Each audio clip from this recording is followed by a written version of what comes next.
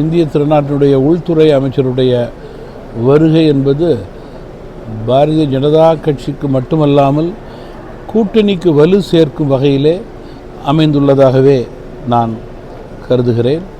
மேலும் தமிழகத்தினுடைய வளர்ச்சியிலே தனி அக்கறை கொண்ட மத்திய அரசாக செயல்படுவதன் காரணமாக பல்வேறு துறைகளிலே தமிழகத்தினுடைய வளர்ச்சிக்கு மத்திய அரசு அடித்தளமாக செயல்படுகிறது என்பதில் மாற்று கருத்தே இருக்க முடியாது.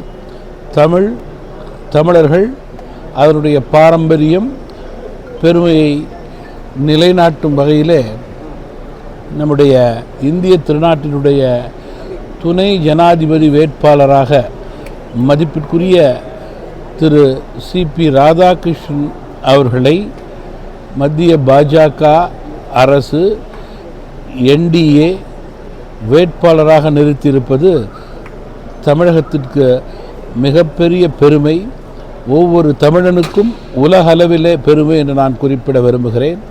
இதுபோன்ற பெருமை வாய்ந்த நிகழ்வுகள் தமிழகத்திற்கு நடக்கும்போது தமிழகத்தில் உள்ள அனைத்து கட்சிகளும் தமிழர் பெருமையை நிலைநாட்ட துணை நிற்க வேண்டும் என்று நான் கேட்டுக்கொள்ள விரும்புகிறேன். துரதிர்ஷ்டவசமாக காங்கிரஸ் திமுக ஒரு தமிழரை எதிர்த்து துணை ஜனாதிபதியாக வருவதை தடுக்கும் முயற்சியில் ஒரு வேட்பாளரை ஆதரிப்பது என்பது தமிழக மக்கள் ஒருபோதும் அவர்களை ஏற்றுக்கொள்ளப் போவது கிடையாது. தமிழ் என்று அவர்கள் பேசுவது அர்த்தமற்றமாகி விடுகிறது என்பதுதான் உண்மை நிலையாக இருக்கிறது.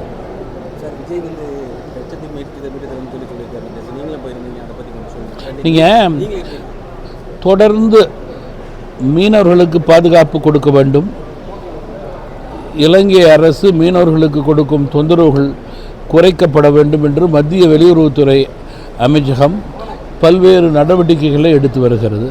அதன் அடிப்படையிலேயே மீனவர்களுக்கான அச்சம் குறைந்திருக்கிறது, சம்பவங்கள் குறைய தொடங்கியிருக்கிறது.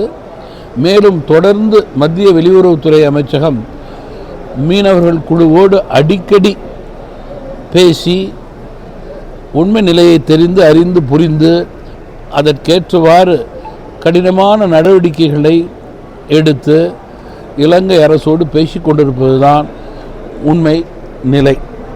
கச்சைத்தீவை பொறுத்தவரையில் கச்சைத்தீவு கொடுக்கப்பட்டது காங்கிரஸ் அரசால், அப்போது திமுக ஆட்சியில் இருந்தது என்பதை மீனவர்கள் நன்கு அறிவார்கள், தமிழக மக்கள் நன்கு அறிவார்கள்.